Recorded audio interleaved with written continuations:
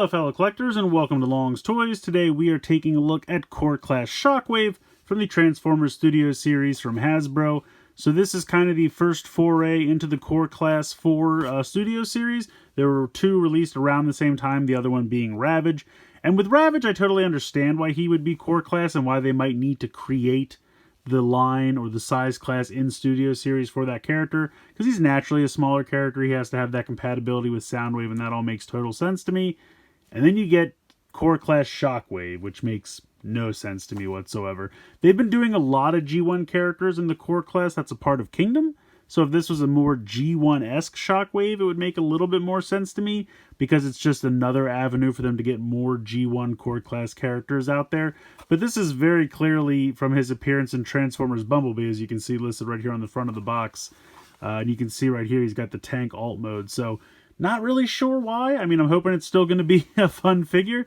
It's just kind of perplexing to me why this exists. But I'm here for it. I love Core Class figures, so let's check it out.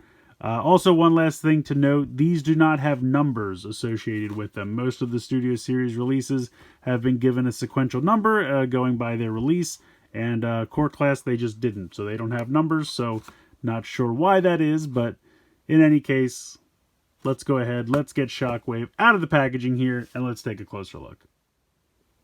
So here's Soundwave out of the packaging, and he's a pretty cool little Core Class robot. I like him. He's got some pretty nice paint applications. Got a nice silver trim here around the window on his chest. He's got the yellow eye there on the head. Nice kind of gunmetal gray up here for the ears. Pretty decent articulation. Head can swivel from side to side. No front to back or side to side tilt. It's really just a swivel. He does have a ball joint for the shoulder.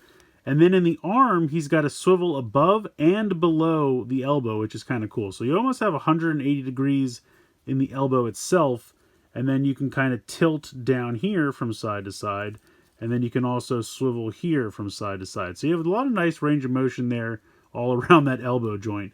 The wrist, there's nothing. The hand is one solid piece there. Nothing in the waist either, but he does have a ball joint in the hip.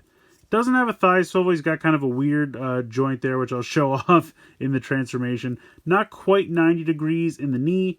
And then he's got front to back on the ankle, but no side-to-side tilt or anything like that. But for the most part, I think he's a fun little Core Class figure.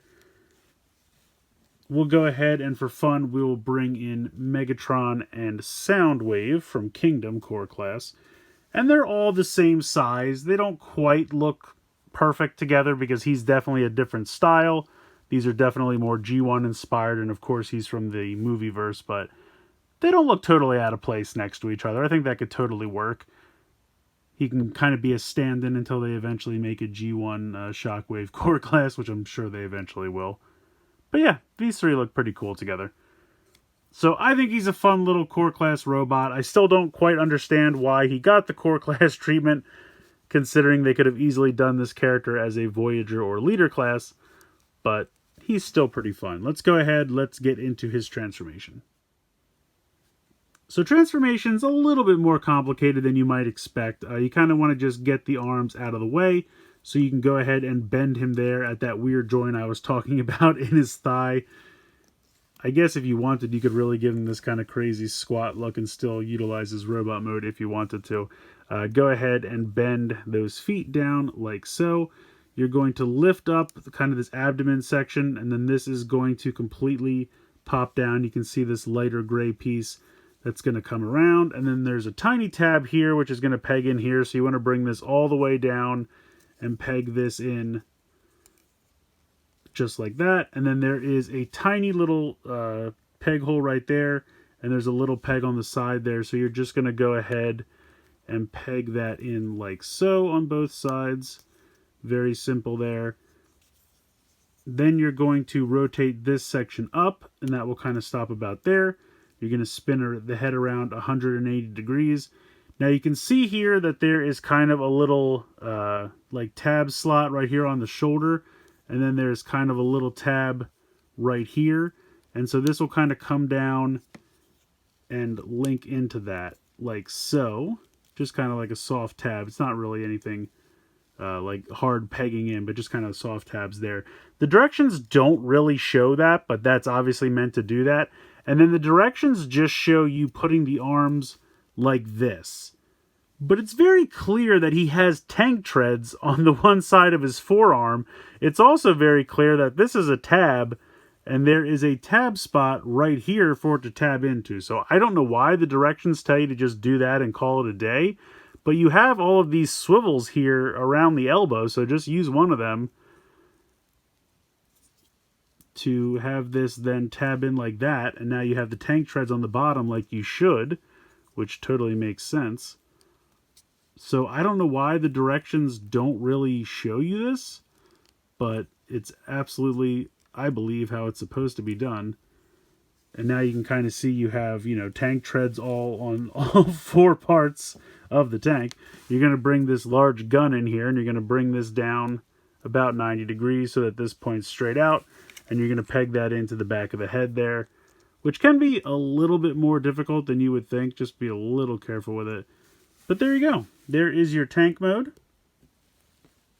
It's not bad. It's a little simplistic, but like I said, it's funny because when you look at it, you think, okay, well, the legs just pop up, the arms go out the back, and he just kind of lies down. But it is a little bit more sophisticated than you might think in terms of transformation. Again, not sure why the directions kind of just completely mess this part up, but I'm assuming this has to be how it's meant to go because now he's actually got tank treads on the bottom of all four of these tank pieces here. And it's not bad. You know, you have a little bit of movement here. You can kind of move that up and down. You can do a little bit of side to side because it's just the same head joint. So you can get a decent amount of range there with the turret, which is kind of cool. And it's just kind of a neat little tank mode. I kind of like it a lot. Like I said, definitely has, you know, a movie-verse feel to it. So probably wouldn't really fit in with your other G1-inspired core class characters, or certainly your G1-inspired core class alt modes. But, yeah, not too bad. I think core class Shockwave is pretty fun.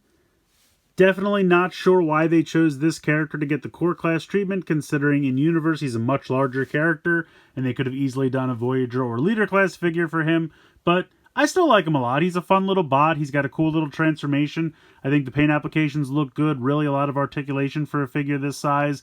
I think his giant gun is really functional in both robot and tank mode. So all in all, I don't really have much to complain about with this guy. I think he's a lot of fun. Sadly, out of the two, I definitely think he's the better core class than Ravage, which is kind of a shame because Ravage kind of makes sense for him to be a core class, and this guy, it doesn't really. But he's definitely a ton of fun, so if you're just looking for a fun little version of Shockwave to transform easily back and forth, I can't recommend this guy enough.